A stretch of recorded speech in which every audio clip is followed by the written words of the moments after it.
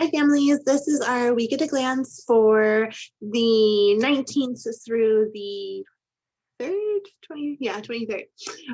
So I just wanted to go over the standards that we will be teaching this week. Over scheduling. Scheduling is pretty much back to normal. I know we had ORR testing this week, so it kind of threw a couple extra, sessions in, but everything is back to normal this week.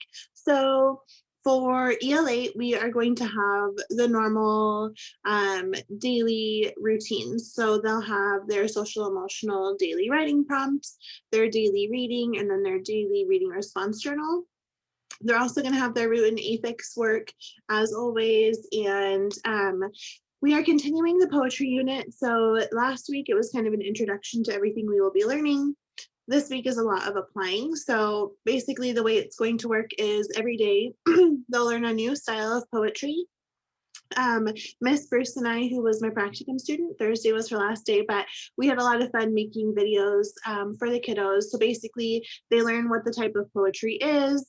We do an example together of it, and then they have a prompt basically to fill out so that they can create their own version of that poetry style.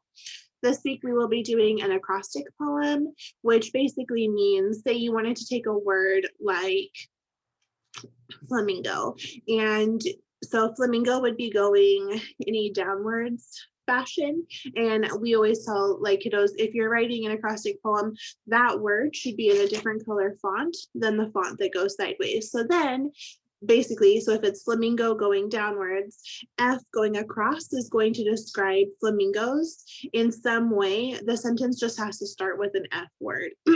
Then L, they're going to be, again, describing flamingos, making sure that the first letter of the first word starts with an L all the way down. So that's what an acrostic poem is. Next, we have an alphabet poem. An alphabet poem is basically where they have all of the important words in a sentence. For each letter, start with the same letter. So A, every important word in the sentence will start with an A. They're meant to be really silly, and kids normally have a lot of fun with that. So if your kiddo is worried about maybe it seeming, maybe they're more rule following and they think it sounds too silly, that's totally the point of it. So that could be a conversation to have at home. Next, we are going to do color poems, so that they talk about their favorite color, and they basically bring in all the sensory details of what that color represents, means, feels, etc. to them. And last, we're going to do a creature poem. So they basically create a hypothetical creature. So you can take like a real word. Like my example was principal, because I just thought of that. And so then at the end of the word, you put IAN. So principalian becomes the word, that's the creature. And then since it's a P word, all of the important words start with a P, and it's just really silly. And there's prompts like, what do they eat? Where do they go? What do they like? What did they do with you? Just things like that. What are they scared of? It could be anything. You kind of have all of these examples of things that can kind of prompt them to know what to write about. So that's what we're doing in ELA this week. Math, they are going to be multiplying and dividing decimals and then moving into fractions. So that is the focus of this week. In science, they're going to be talking about sphere interactions. So the first week, we kind of talked about all four of the spheres in a broad perspective. Last week and the week before, we talked about each of the spheres two at a time. So they got to have a more in-depth look at two spheres for a week. And this week, we're going to talk about how the spheres interact with each other. So that'll be science. Social studies is going to be the Battle of Yorktown. We're continuing with the American Revolution. And that's about all. There's no testing this week. There's nothing crazy. Small groups will, of course, always be 11 to 11:30.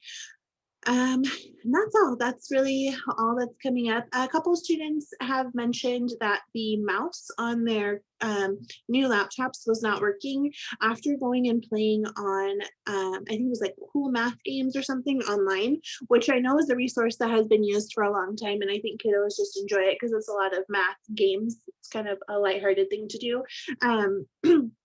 I'm not sure why that is, but something that worked. We just figured it out. So if your student happens to mention it at home, on their computers, there is like an icon that is really close to the space bar and it looks like a window. If they click on that and at the same time press one of the arrow keys, it should unlock the mouse. We did it the other day on a Zoom in the morning and it worked for two of the students. A couple of them weren't there that morning, but it worked for the couple that were there. So if they try that first, hopefully that helps. If that happens, to your child, just let them know about that. And if not, you can always call IT and IT would be happy, I'm sure, to help you troubleshoot that, or maybe they might have to get in there and fix it. I'm not really sure, but that's about all I have news wise for you. If you have any questions about anything, please let me know, and I hope you have a great week. Thanks.